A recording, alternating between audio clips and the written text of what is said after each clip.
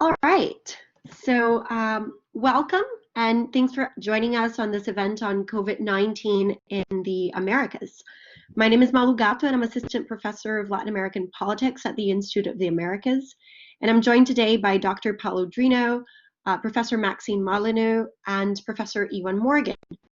The idea of this event was to provide a forum for sharing and discussing some of the reflections of our faculty about the ongoing global pandemic, as well as to give students and prospective students the opportunity to ask questions that may be pertinent to their particular interests. Before we begin, I just wanted to say a few things about this session. First of all, I hope it all works according to plan.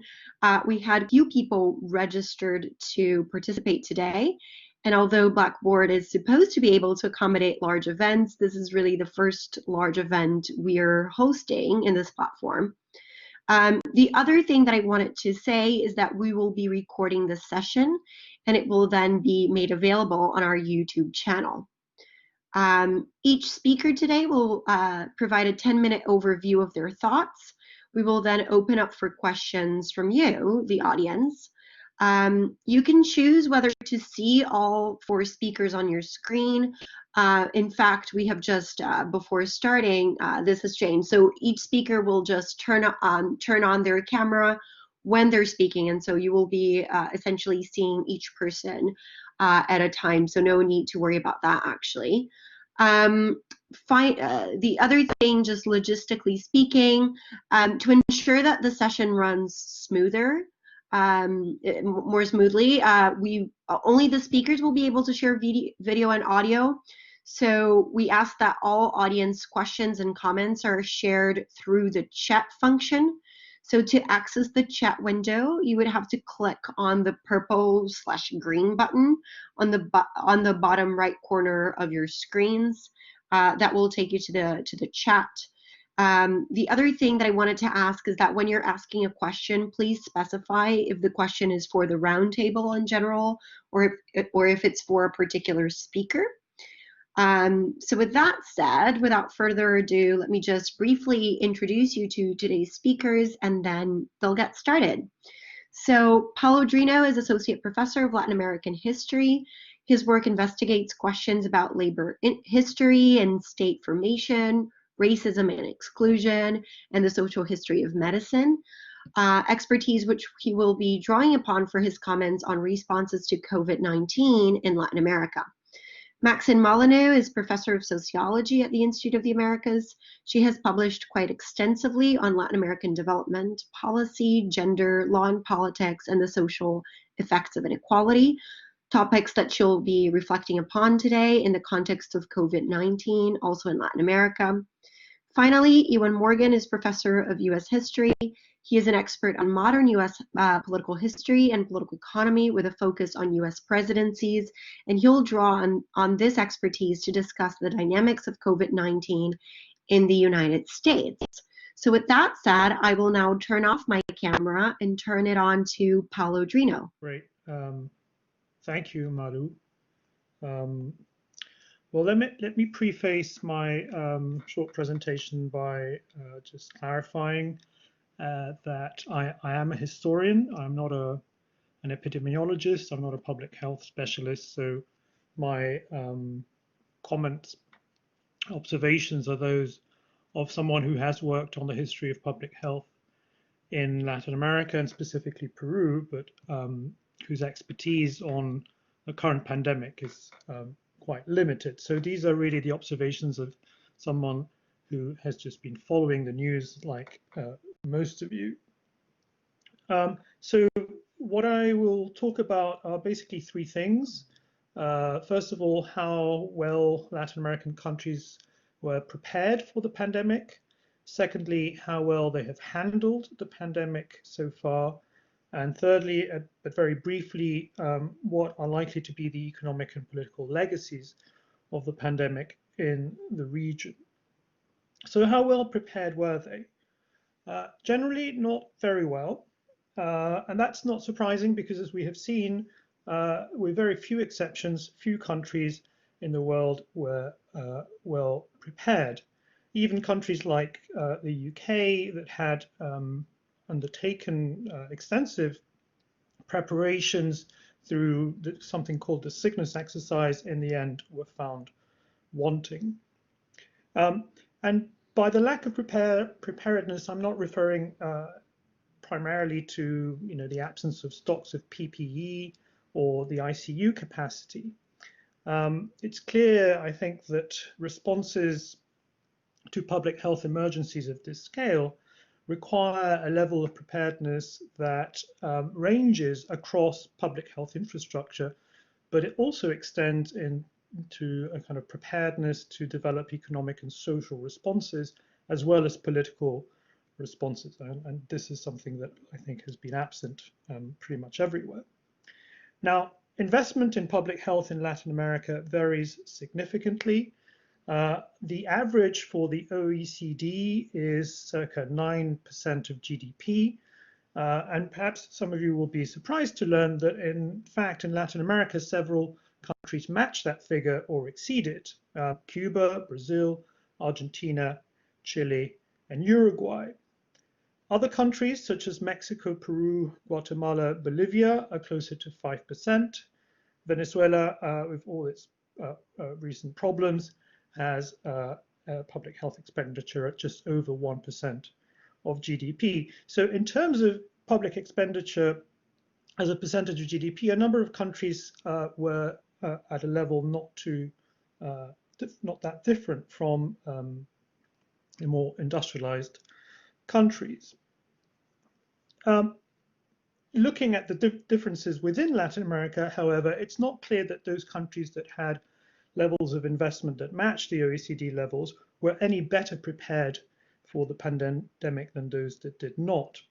And this sort of points to the fact that, of course, how much money you devote to public health matters, but it's clearly not the only issue that matters when it comes to addressing a pandemic. And I think that the US case, which is the country where expenditure in public health is the highest in the world, illustrates this. Now, moreover, the variation in the suggestion would seem to suggest that while there's little doubt that many countries in Latin America experienced a kind of hollowing out of the state in the context of the sort of neoliberal revolutions of the 70s, 80s and onwards, it's not clear to me that neoliberalism by itself can account for the lack of preparation. After all, many of the problems in the delivery of public health in Latin America predate those neoliberal revolution. So beyond public health capacity, in order to think about preparedness, it's probably useful to think about what is sometimes called the social determinants of health in the region and what they might tell us about the general susceptibility of the population. So here I'm thinking about factors such as poverty, inequality, access to basic services, and etc. Now, one factor that could have aided preparedness is, of course, the fact that many countries have recent experience of other epidemics. Peru experienced a major cholera epidemic in 1991, and of course, cholera continues to have a kind of endemic presence in the region. There are over 1 million cases of cholera have accumulated since then in the region. Brazil, of course, had the Zika outbreak in 2016, and a number of neighboring countries have, declared at the time an international public health emergency. And there have been in the recent year a number of dengue outbreaks in different parts of the region, including in Buenos Aires. Some of you may have seen a map that circulated early on in this pandemic, which showed the incidence of dengue and of COVID-19 in Buenos Aires, and it neatly mapped onto the richer and poorer areas of Buenos Aires. So the richer areas had COVID-19, the poorer areas had dengue. But that's probably no longer the case, but it was at the start of the pandemic. So one could expect countries that have experienced recent epidemics perhaps to have developed capacity to deal with the current pandemic, and this is certainly an argument that's been made about some countries in Asia, in particular South Korea, Singapore, and so forth. However, there is little indication that this is the case in Latin America. Those countries that have experienced recent epidemics have not shown to be any better prepared than those that didn't. A final point I would underline here is that whereas overall, I think most people would agree that biomedical capacity in the region is limited, some countries actually have a pretty strong biomedical research and investment profile, including in the field of the production of generic vaccines. This is particularly the case of Brazil, also of Cuba. I think this is important because if a vaccine is developed, Latin America may come to play a pretty important role in the industrial production of the vaccine. So turning to the second point, how well have Latin American countries handled the pandemic? Again, I think here one important point to make is that there is a lot of variation, and perhaps it's too early to say what amounts to success or to failure. On the whole, most countries reacted relatively quickly, even when the number of cases were very low, and they introduced pretty severe lockdowns. This is the case certainly of Peru, of Chile, of Argentina. Brazil and Mexico, as we know, are clear outliers. Both Bolsonaro and AMLO have minimized the danger posed by the pandemic, and Bolsonaro in particular has handled the pandemic in the worst possible manner. As we know, Brazil has no Minister of Health at present, and the death toll in Brazil at over 30,000 is increasing day by day, and this is very much, it seems to me, on Bolsonaro. Of course, one major problem is that the quality of the data of the pandemic in Latin America is very uncertain. Whether it accurately reflects what is happening in each country is not clear, and whether it allows us to make meaningful comparisons between countries is even less clear. And of course, while there is little to suggest that countries like Peru or Chile were wrong to lock down when they did, it remains that the level of cases and deaths is growing very significantly in both countries. And this seems to suggest that either the lockdowns were poorly implemented or were not fully implementable. By contrast, in Argentina and Uruguay, at least so far, there appears to have been a greater level of success in keeping the level, a greater degree of success in keeping infections and deaths relatively low. And so here the question really is whether this can be attributed to the particular way in which the lockdowns were implemented, or to the responses of the population. Is something that I think requires a great deal of scrutiny. The capacity of people to self-isolate at home in many Latin American countries, as is happening elsewhere, is, I think, limited by a number of factors. The variations in size, diversity of households may prove quite important in explaining relative rates of infection. So larger family groups living together may result in greater levels of infection. And beyond the home, even in lockdown situations, the capacity to contain infection may have been very limited by the ability of the authorities to effectively implement sanitary measures. And I know in Peru, for example, markets have been found to have played a very important role in infection. A point I would stress is that in all countries, the relative success or failures of these measures appear to have mapped onto existing and indeed intersecting inequalities. In several countries in particular, exposure and vulnerability to the virus appears to map onto racialized inequalities, as indeed they do in countries like the UK. A related issue is the question of the interplay of these public health responses to the pandemic and policies of securitization. which typically impact in disproportionate ways on poor and the marginalized. And conversely, in some cases, as in Brazil, the failure to provide security has led to non-state actors to intervene and impose lockdowns.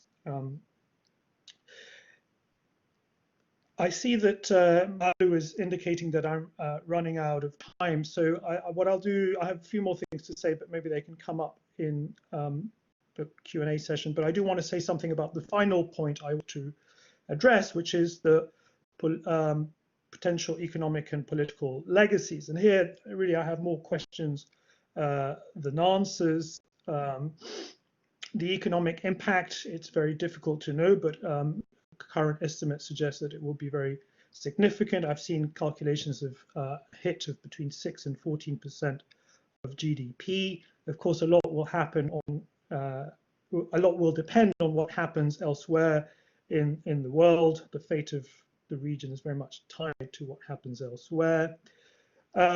Whether the good or bad handling of the pandemic will produce particular political outcomes also remains to be seen.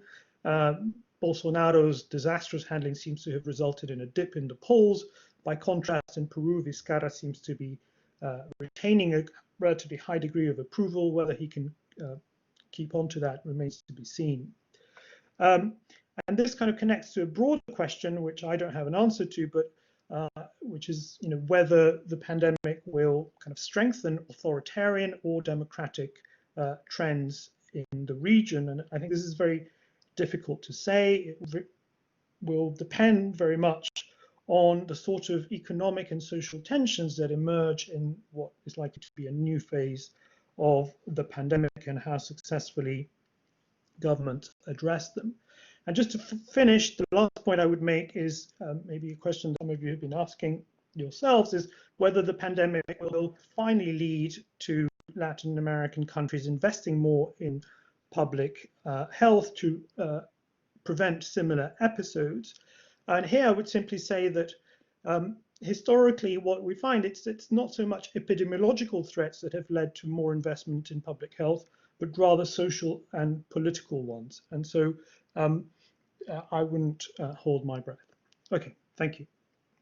This crisis has exposed and magnified Latin America's underlying social deficits, which are putting precarious low-income populations at greater risk. Latin American societies, as Paulo mentioned, are among the most unequal in the world, and poverty affects on average up to 20% of the population. Added to this, most public welfare systems are fairly patchy.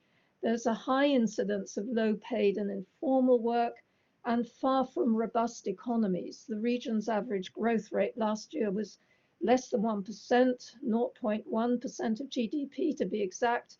And according to the UN's economic agency, CEPAL, the pandemic will result in an average fall across the region of at least 5%. The future course of individual nations in Latin America will, to a considerable extent, depend on wise governance and how much finance can be raised from capital markets and development finance institutions. Now, if we analyze Latin American societies through a gender lens, we can see that women make up the majority of those in precarious conditions. And in this pandemic, they've been particularly at risk in terms of income and health. Let's see why. A good part of the explanation is gender norms, that is, common binary beliefs about men and women. Simply put, the social roles that women are culturally assigned to tend to be less well paid and come with less social status and power. The care professions, in which women predominate in all countries, are a case in point. And we know that from all the media attention here to care homes and to the health sector in general, that this is extremely valuable, essential work, but it is not rewarded as such. And that is even more the case in the Latin American region, where wages are generally far lower. So one could say, make the general point that rewards to women, most women, that is, of paid work in all occupations, tend to be less than to men. On top of this, women are expected to combine paid work with being principal carer in the home, as well as being responsible for all the tasks to reproduce the family, that is to say, cooking, shopping, cleaning, and so on. In Latin America, men still tend to adhere to ideas of male entitlement and generally regard this as women's work and demeaning. So, in fact, do very little, if any, of it. And of course, better off women will employ other women to do it at low rates of pay and very little security. Domestic workers account for 30% of female employment in Latin America on average, and only a small percentage have any social insurance. At the lower levels of the occupational structure, women's work tends to be the least secure and less well paid. The gender wage gap in Latin America has barely moved from between 25 to 40% across the region, with up to 60% of Latin Americans in formal work. We find women concentrated in the lower levels of the informal economy. They're the street vendors, the cleaners, the owners of tiny businesses. And in formal work, they're in jobs like shop assistants. And in the industrial sector, they are the workers very often in value chain industries, for example, the maquilas in Central America and in Mexico. But even higher up the occupational ladder in the professions, women tend to occupy the lowest paid jobs, often on less secure contracts. And reports from across the region are showing that discrimination and sexual harassment is rife, including, I would say, in universities. Discrimination is intensified for those women who also suffer from racism, and poor Black and Indigenous women are the majority of the poorest and suffer the widest health gaps with shorter life expectancies and untreated illnesses. The risks to women of various kinds have been intensified as a result of the COVID-19 crisis.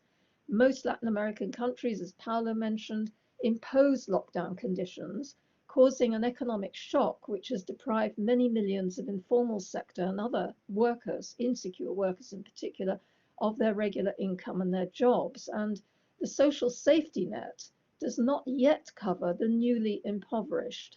Housing conditions for poor people are crowded and poorly served with health and other services like clean water for washing hands and so forth. And as everyone knows, social distancing is impossible for most of these households and communities. The situation is even graver for the 4 million Venezuelan refugees and Colombia's huge numbers of displaced persons. So all of those at-risk people are even more at risk of getting the infection and, of course, the economic shock. Women are not the only ones affected by the pandemic by any means and by the lockdown, but their place in society helps to explain some of their particular vulnerabilities. As primary carers and as the majority of frontline workers dealing with the pandemic, they face great health risks. As far as health is concerned, most obviously as medical care is feminized, 70% of frontline staff tend to be women. These workers are seriously at risk of the virus, especially where we're seeing reports that protective equipment is in very short supply or poor. And that is unfortunately affecting frontline staff in the medical profession, as indeed in other sectors.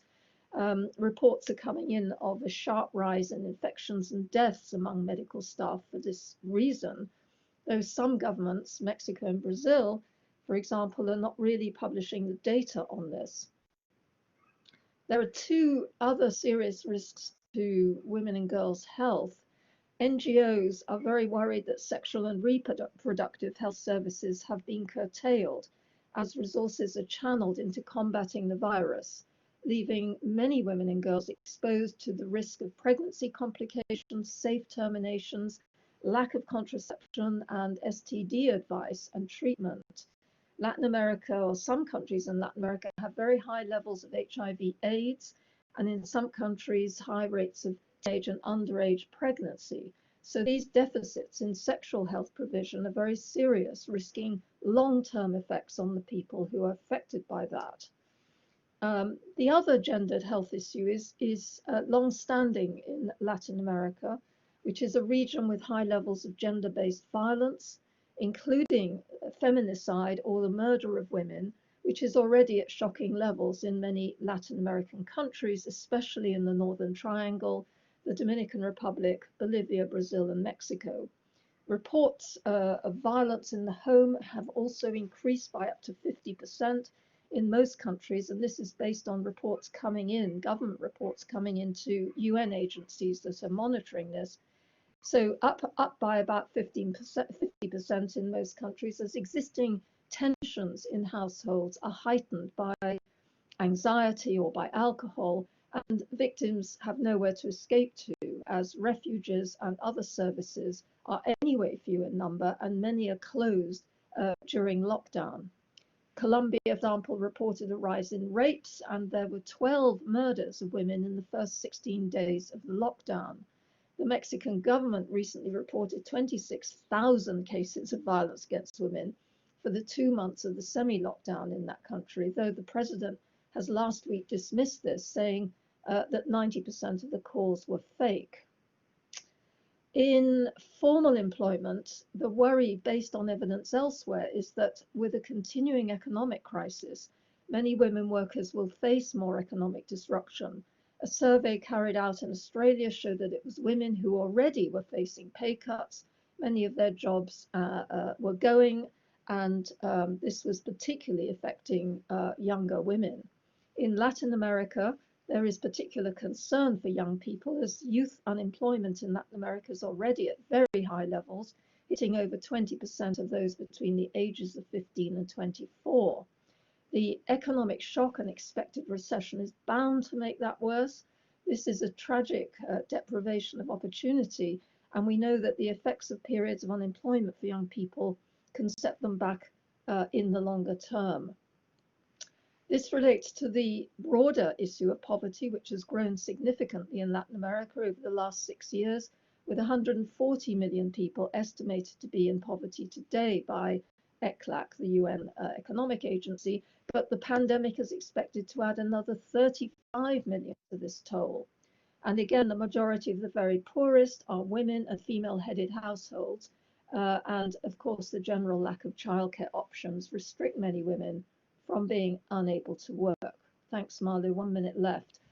What is Latin America doing to respond to these problems? Well, with respect to poverty from the mid-1990s, Latin America did put down safety nets for households in extreme poverty, and that has been very important in the present phase, but of course it has not as yet been adequately extended to encompass the new poor, those who are tipped into destitution without income support.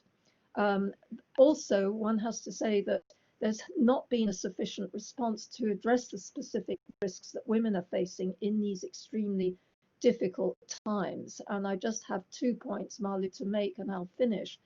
The government committees dealing with the pandemic have been widely criticized in all or many regions, including in this country, but particularly also in Latin America, for lacking diversity, including a failure to represent women's interests and needs.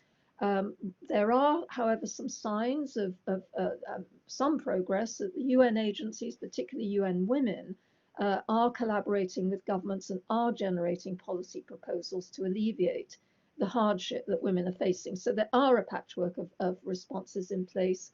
And of course, it's the countries with active gender policies and women's lobbies that are making progress here. Costa Rica, Mexico, Uruguay, and Argentina can be instanced as having rolled out Iran policy commitments. So my last kind of point to make is the critical issue for the next phase is that women's interests need attending to, their voices need to be heard to ensure that they help to shape the priorities of the recovery plans that are in the process of being drawn up. So thank you, I'll leave it there. Well, I've got the job of speaking about one country, but it does happen to be the country which has had the worst experience in absolute terms with COVID-19. At the end of May, 1.7 million Americans were affected by the disease, and 100,000 of them had died of it. And we often see a statistic compare that. 60,000 Americans died in the Vietnam War, 100,000 have died in the COVID crisis.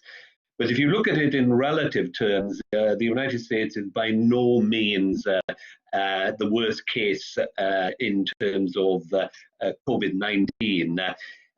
Per 1 million people in its population, it has had 301 deaths by the end of May. Now that is a lower rate than France, Italy, and Spain, and very, very much lower than we have in Britain, where the number is 559 deaths per million population. So the United States is in the middle, basically, of the pack insofar as the severity of the crisis is concerned. And of course, we hear a lot about the United States because of the antics of President Trump. And of course, I would say by any objective standard, Trump's performance as a crisis manager in this has been absolutely appalling.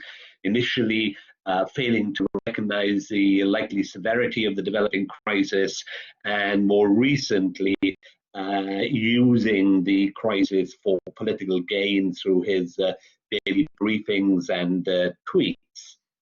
However, if the president has been absent on duty, the real stars in government's response to the COVID crisis in the United States are actually the state governors and the city mayors.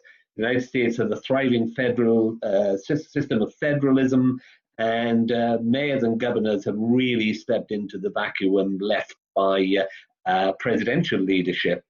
And a number of governors have enhanced their reputation in doing so.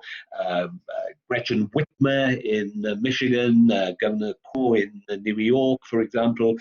Both of them are Democrats, but also Republican governors like Mike Iwan in Ohio and Larry Hogan in Maryland have risen to the fore. Now, it's the fact that the states and localities are taking the lead is a good thing, because they can act quickly, they can act flexibly, they can respond to local conditions in a way that a federal imposed lockdown couldn't do. One thing is clear, that the states and localities that went earliest into lockdown have suffered least. If you take California, for example, where the pandemic spread more slowly than its initial point in the Northeast, California had time to prepare, and certain cities went into lockdown early. San Francisco, as a consequence, which was one of the earliest into lockdown, has had fewer than 100 deaths from the COVID disease. Compare that to New York, which has had 21,000 deaths. There are many variables to explain that, but one of them is that Mayor Bill Blasio was very slow to go into lockdown, overruling his public health officials who wanted to go quicker because he felt it would destroy the economy of the city and would be very difficult to enforce. Now, if the United States has not really led the world in its response, in its public health response to the crisis, it has led the world in one way, and that is in the economic stimulus measures that the federal government has enacted to try and cope with the economic effects of the crisis. In total, in global terms, governments across the world have provided some $9 trillion worth in aggregate of fiscal stimulus, and about a third of that is by the United States alone. In a very rare display of bipartisanship, the Democratic House and the Republican Senate a couple of months ago enacted a massive $2.8 trillion stimulus bill. If you go back to the financial crisis of 2008-9, the stimulus then was about $840 billion. This is more than 3 times that level. Money has been given to businesses, but money has also gone to individuals. A grant of $1,200 to most adult Americans, and unemployment insurance has also received a weekly supplement of $600, but that's only temporary. That unemployment insurance supplement will come to an end at the start of July.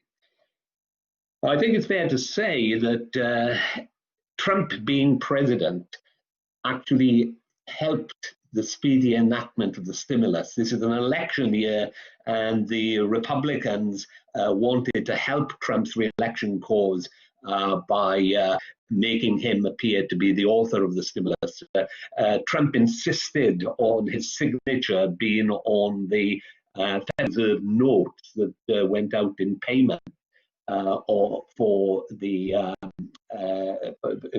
individual Americans. However, there are limits. Certainly, if Hillary Clinton had been president, I doubt we would have had a Republican cooperation in delivering such a large stimulus. But there are limits to bipartisanship. The Democrats are already talking about the need for a second stimulus once the unemployment insurance supplement comes to an end in July. But the Republicans are not really interested in that, because they know that the benefits will largely go to the blue states where COVID-19 has had most effect and unemployment is heaviest. We're beginning to see a very considerable gap emerging between the parties now as to what to do next.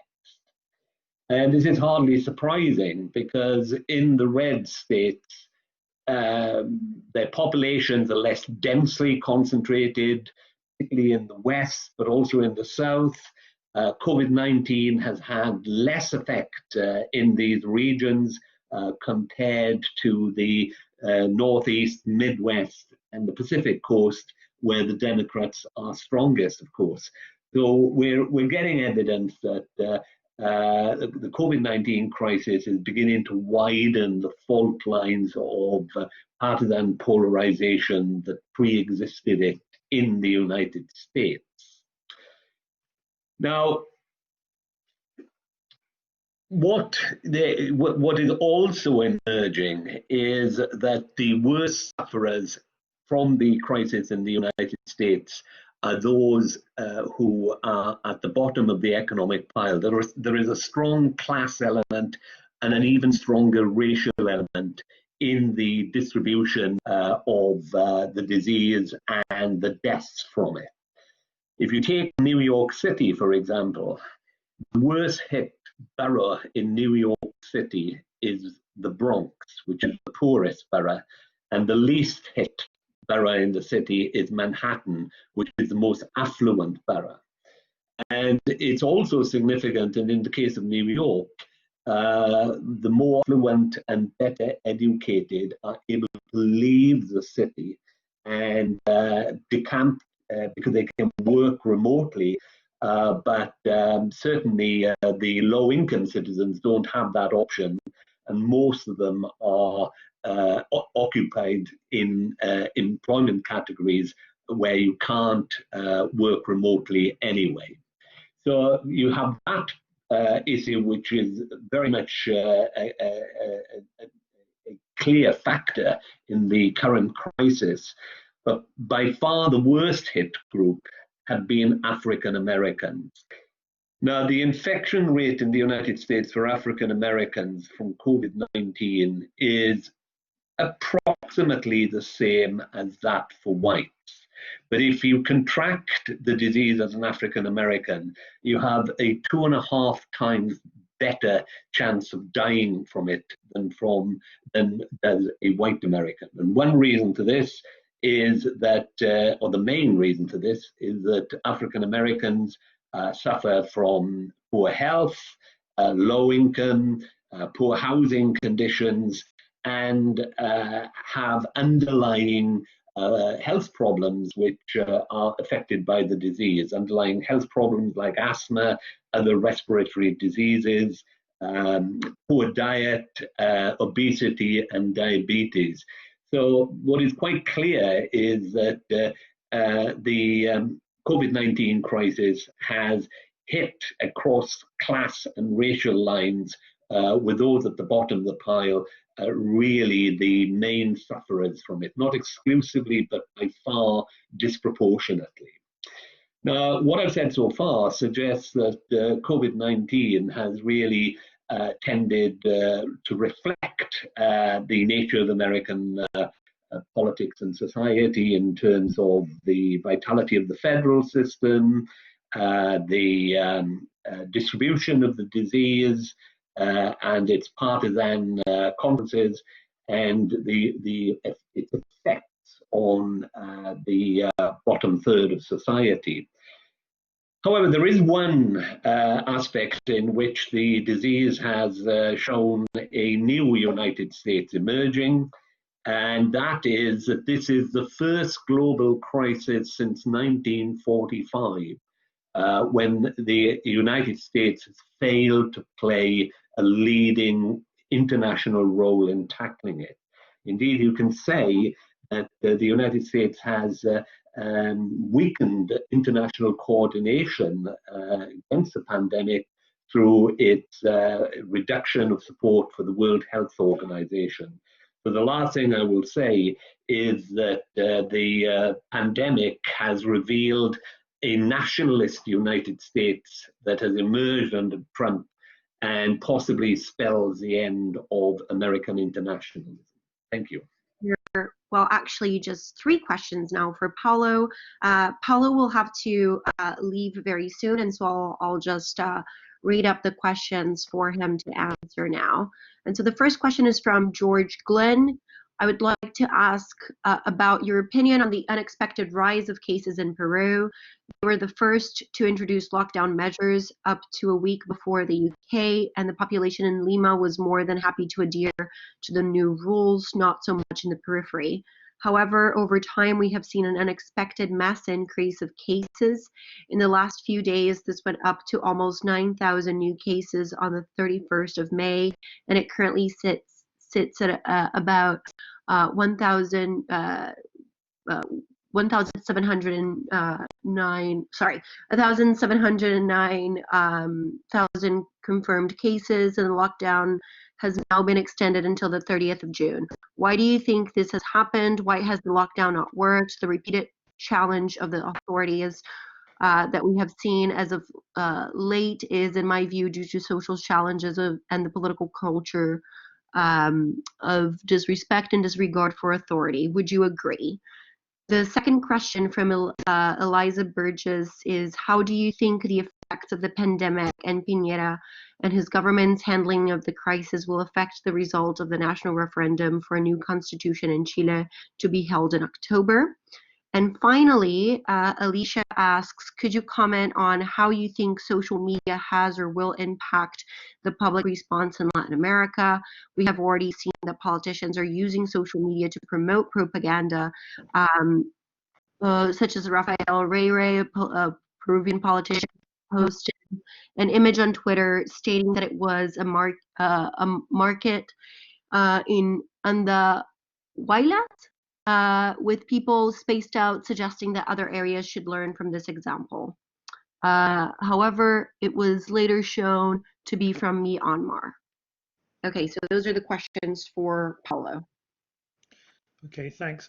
I'm sorry, I'm going to have to leave in a minute, so I'll answer these very quickly. On the last question, the issue of social media, I mean, I think clearly social media and beyond that, the internet has become a major protagonist in this pandemic, for good and for bad. I think, you know, in many countries where people are in lockdown, the capacity to keep in touch with friends, family through internet has given this experience a completely different angle, which I think will be the subject of a lot of study in the future. But obviously, social media can be abused, exploited by politicians who are out to gain some influence. And so, yes, the sharing of images that don't correspond to what is actually happening on the ground is happening in lots of contexts, and that's regrettable.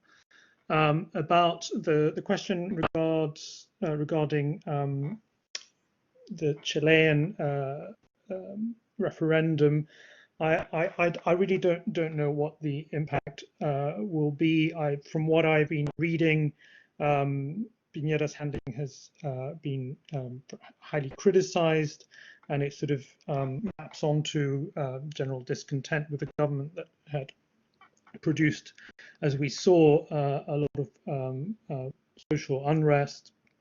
So I don't know what the outcome will be, but clearly, the situation right now in the context of the pandemic can't be dissociated from growing political polarization in Chile, which was occurring before. And to answer George's question about why the lockdown hasn't worked in Peru, it's difficult to tell whether this is due to disregard of authority. It could be, but I think it all has to do with the fact that it's in many parts of Peru it's very difficult to keep to the lockdown and the social distancing, as Maxine mentioned in her presentation, in context of unsanitary housing, etc. Doesn't really address the problems posed by the pandemic. So, obviously, I think that the lockdown was necessary, and Vizcarra, I think, should take some credit for moving so quickly. But there are kind of social factors that I think militate against the effectiveness of the lockdown. Thank you. Thank you so much, Paulo, for your presentation and for answering questions. If you have to go, of course, please do so. Thanks again a lot. So now I'll go into questions for, there's a question for Iwan, and then I'll let him turn back on his camera and microphone, and then we'll go into the question for Maxine. And so the question for Iwan is, what impact do you think the amalgamation of economic and social political impacts of both the pandemic and the protests will have on the upcoming election in November? Well, it's very difficult to predict that as of now. What I will say is that Trump seems to be falling behind in the polls, whether this is a temporary slip or not. The most recent poll, the Molyneux poll, shows Biden 11 percentage points ahead nationally. And but it's very difficult at this stage. Trump has a base which he will not fall beneath. Let's remember he won the election last time with 47% of the vote, 46, 47% of the vote. So whether the big question is whether the outbreak of the racial demonstrations that we've seen in the last week will hurt Trump, because he has taken a very tough line with them. He's threatened to send in the military if the governors don't do their own law and order work. Now, that plays well to his white base. He had been hoping to eat into the black vote for the Democrats. I think that strategy has now ended. You've got to keep in mind that this is an electoral college election, and it doesn't matter if you don't win a majority of the popular vote. I don't think if Trump wins the second term, I doubt he will get a majority of the popular vote. But he may yet squeak home with the same electoral college strategy that he used in 2016. And it remains to be seen. Last outbreak of serious racial disorder in the United States back in the 1960s.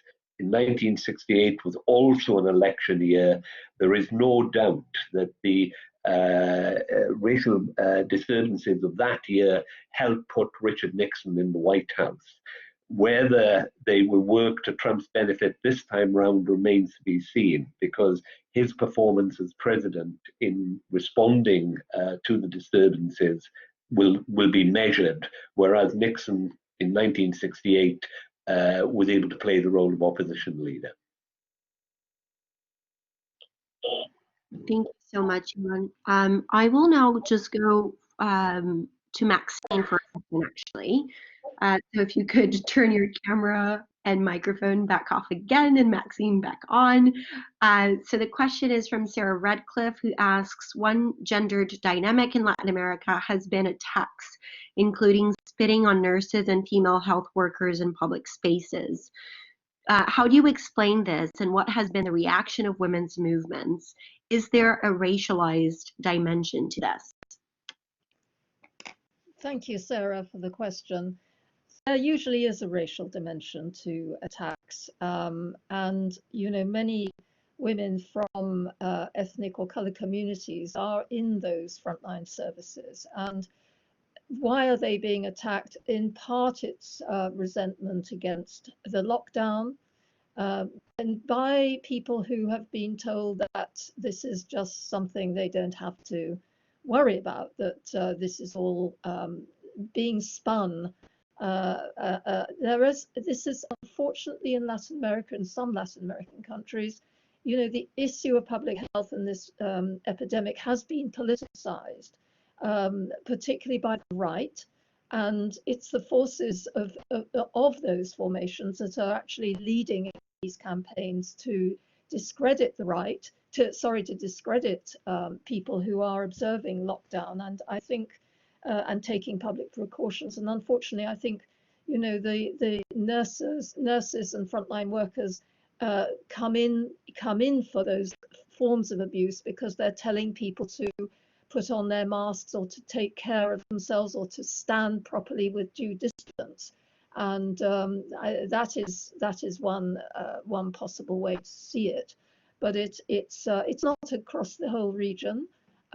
In some parts of Latin America, in Argentina, I've been seeing that there's quite a lot of support for frontline workers, particularly through women's organizations and grassroots organizations led by women to support poor women and to get them through this terrible time. In fact, the women's movements across the region have been very active in lending community support, including across the board in terms of immediately trying to stop the gaps in public services in sexual health and reproduction. So, I mean, I think it's a hidden army of support for poor women in quite a few countries.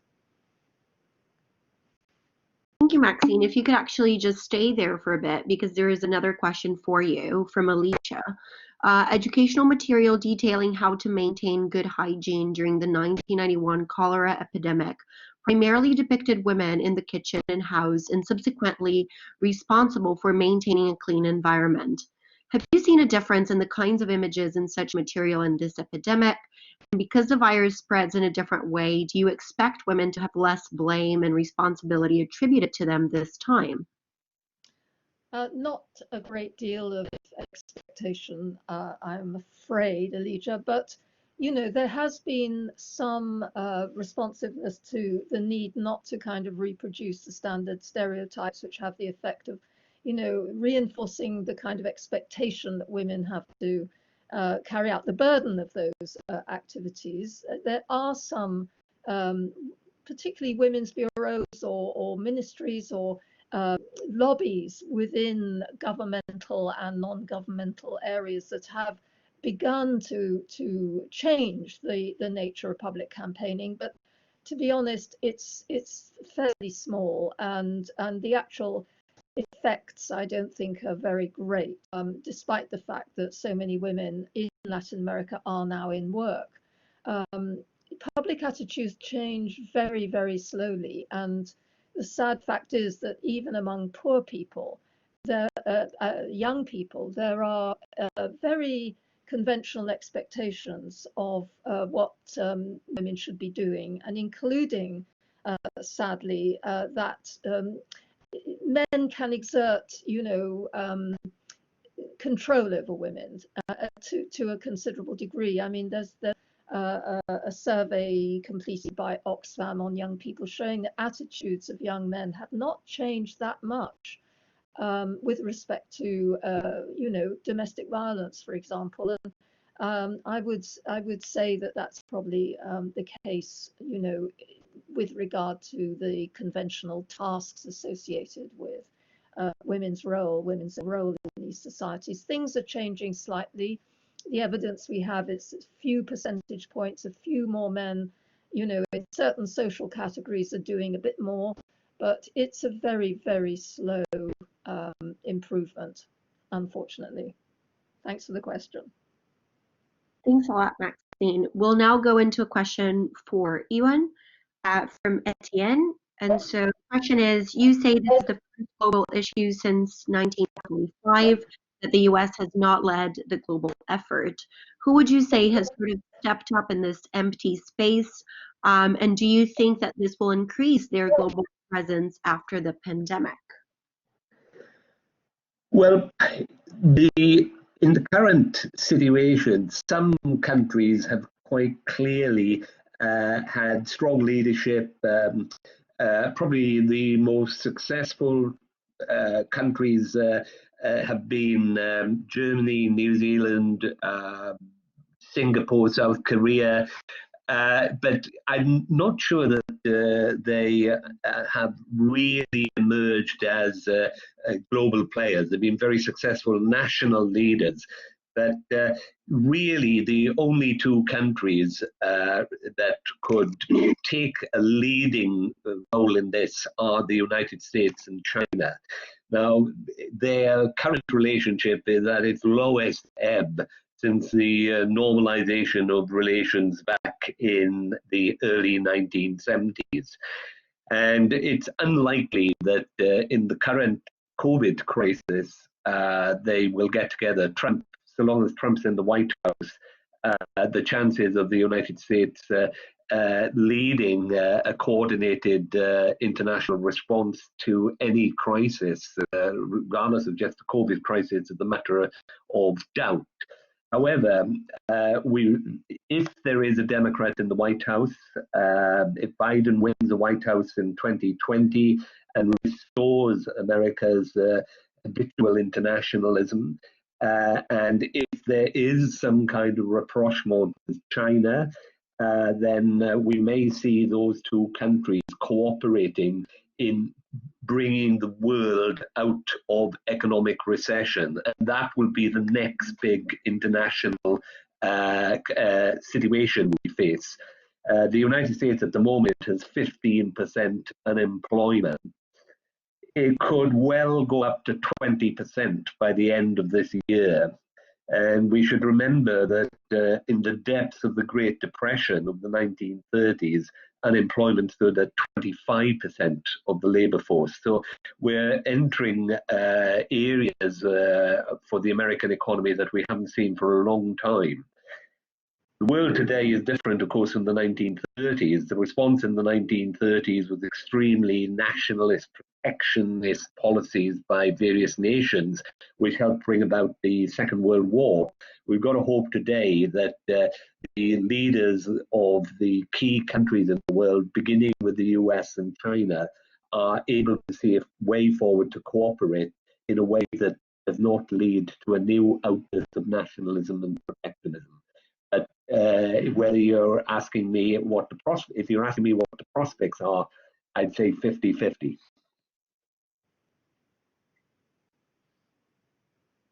I will know, if Iwan and Maxine could just hold their mics for a bit, because I can hear myself.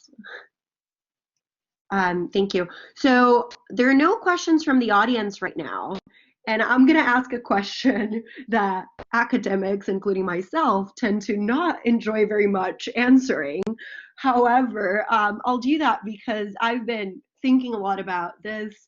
And so I just wanted to hear your thoughts on this. And when I say that academics don't like to do it, it's because I'm going to ask you to speculate.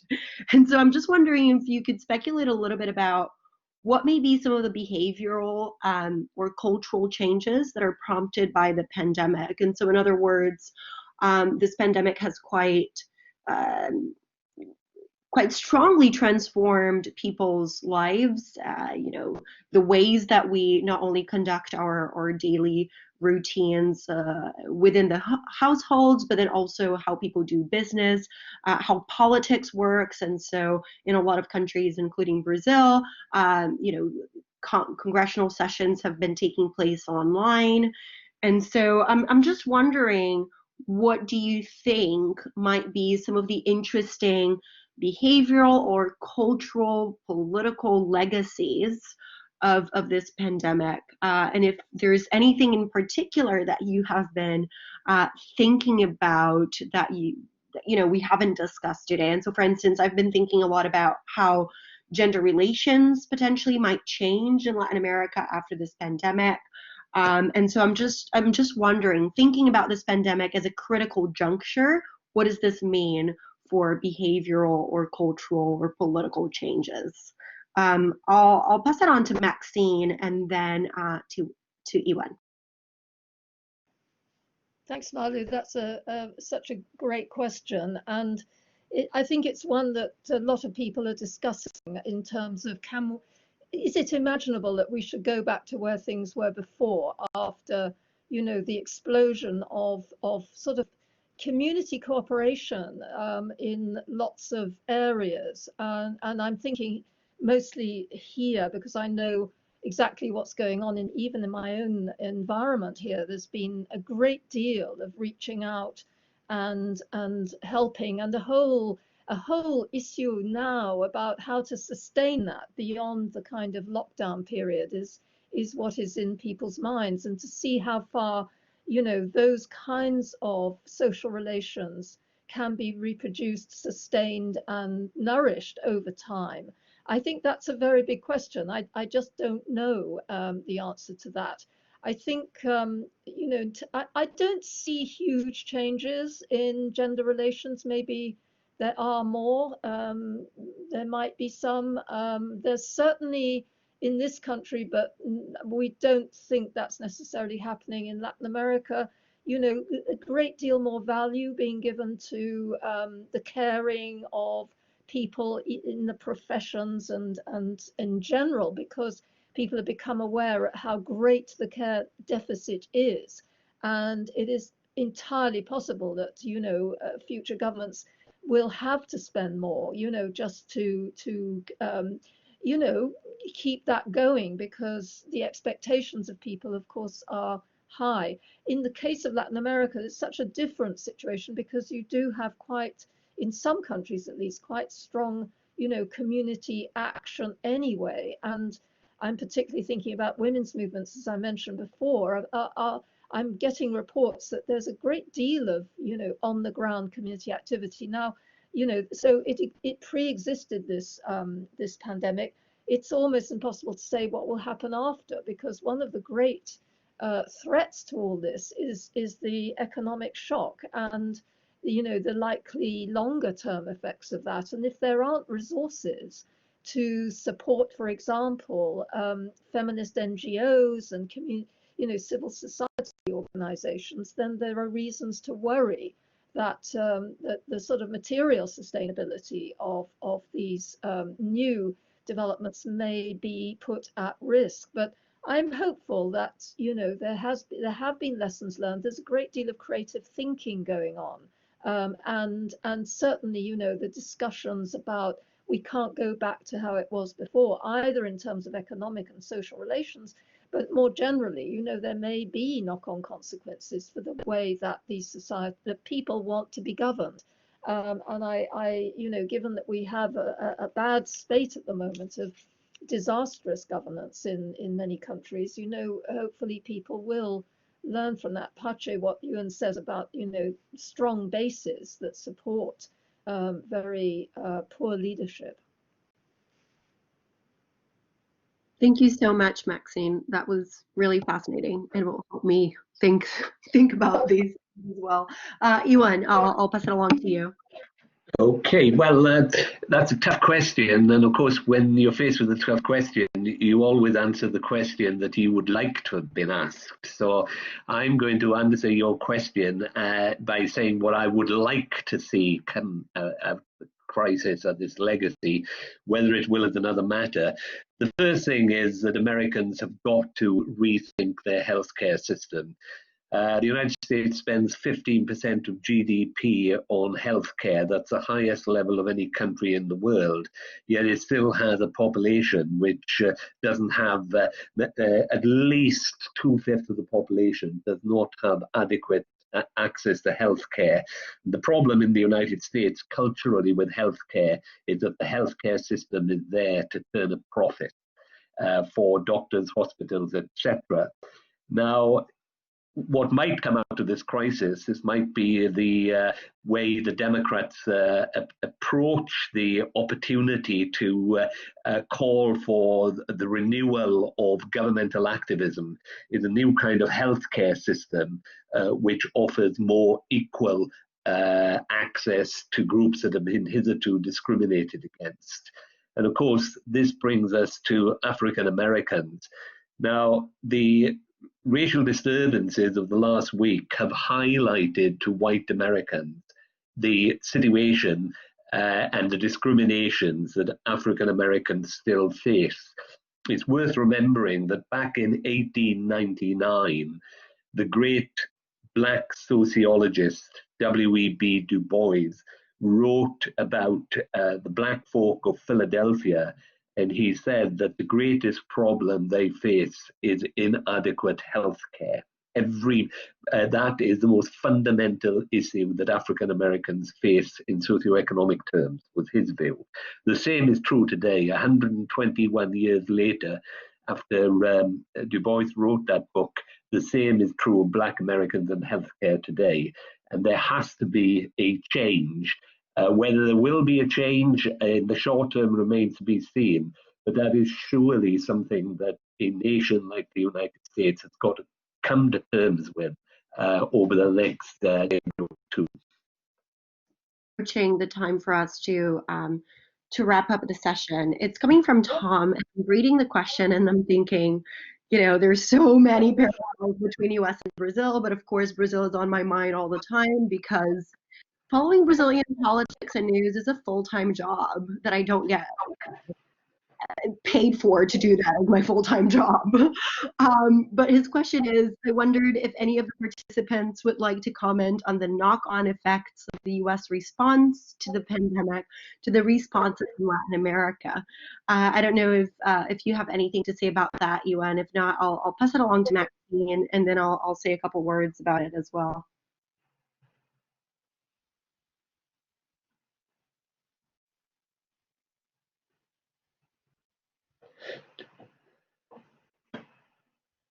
Sorry, who is supposed to be speaking? I think you are, Maxine. Oh, sorry. I asked if Iwan had any thoughts on this, but if not. Sorry. I'll add my thoughts when you two have given yours. Okay. Well, Malu obviously mentioned the Latin American Trump, Bolsonaro. There is almost a playbook, isn't there, that certain Latin American leaders are sort of reading from the Trump line. And apart from Bolsonaro, I have to say that López Obrador of Mexico is also using some of the familiar tropes from the Trump regime in some of his rhetoric and attitudes towards the press, towards women's movements and so forth. So I must say, yes, there are those issues happening. The other thing, actually, in terms of knock-on, is of course the US president's attitude towards the WHO and the cutting of funding to the WHO. On the other hand, you know, the US philanthropy and other forms of support to the health issues that surround the COVID investment and so forth in vaccines, you know, that level of flow of resources coming from the US is enormous. It's not coming via the presidency necessarily, but there is a significant amount of money still going into international health development. So there's some good and quite a lot of bad too.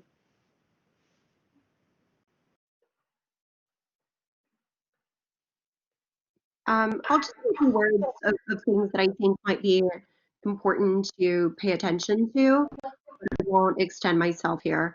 The first thing is there are a lot of parallels between Trump's response to the pandemic in the US and Bolsonaro's response to the pandemic in Brazil. The first thing to note, though, is that this relationship or the similarities in approach to policy and politics between Bolsonaro and Trump preceded the pandemic, right? And so this has been more or less of a continuation of Bolsonaro's,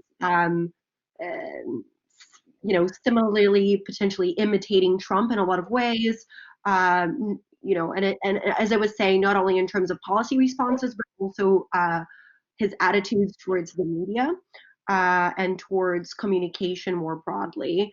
One thing to note is that Bolsonaro, I think, doubles down on things a lot more than Trump, and so we're seeing the escalation of policies in that regard, or the lack of response of the federal government in a much stronger way in Brazil. And Paulo mentioned the fact that not only did we go through to ministers of health in Brazil during a pandemic, but that right now we actually don't have a minister of health, right?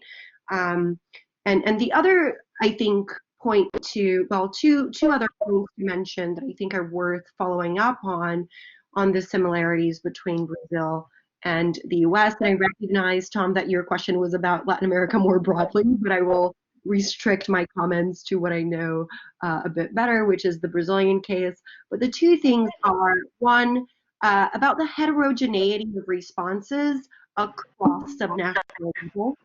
And so, that's something that we're seeing both in the U.S. and Brazil. And of course, this is institutional as well, right? And so, as federal systems, we do have subnational actors have a lot of power over policymaking. We also see how essentially mayors and governors have not only been very important, but have gained a lot of political capital during this crisis because of their leadership. And one of the things to keep in mind is that political ideology has been quite interesting to follow in that regard, because we are also seeing governors and mayors who previously quite strongly supported Bolsonaro to actually go against him very explicitly during the pandemic. And I think that the final thing that I wanted to mention is that beyond the pandemic, I think that the current moment, political moment in the US is also reflecting quite strongly in Brazil, where racial inequalities have been rooted in Brazilian society since its inception. And now we are seeing how discussions about racism in the US are really, influencing and sparking this debate in Brazil. And, I think that there are some parallels there, some very important differences, because police brutality in Brazil, in terms of absolute numbers, is a lot even more prevalent than in the US. If you just take, police brutality in Rio de Janeiro, you have higher numbers than in the US. And so that's for one place in Brazil. But, I think that there are some very important questions to be asked about what does this mean? What does it mean to have to think about, or for this discussion to have been raised in Brazil now that it's going on in the US, right? And what does this say also about US cultural influence in Latin American politics more broadly, in social debate, etc. But I'll leave it at that. I'll let Maxine say the last few words. Iwan say the last few words, and then we'll wrap it up.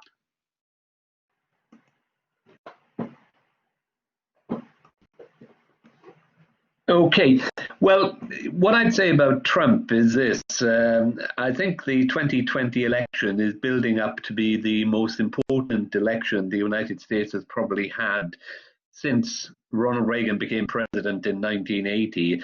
if Trump wins re-election, the situation is going to be, to say the least, problematic for a whole host of reasons. But the one thing that we have to keep in mind about Trump, and I'm not sure if this applies to those people who look to imitate him and feed off him in Latin America, Trump holds office in the United States at a period of very significant demographic change. Over the next 20 years, the United States will progress from being a majority white nation to being a polyglot nation where whites no longer hold a demographic majority. The United States is changing. The population is becoming younger, more cosmopolitan, more ethnically diverse, more racially mixed. And that is something that the effects of that we can look forward to. But for the moment, we have to go through the last stand of the old America in the person of Donald Trump.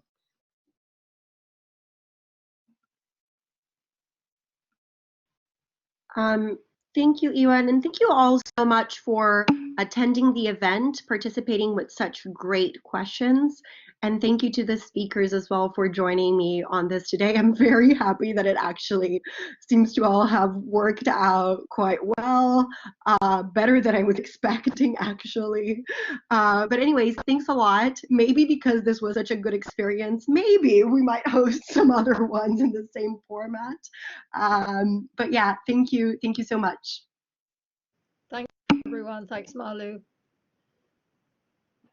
Thanks.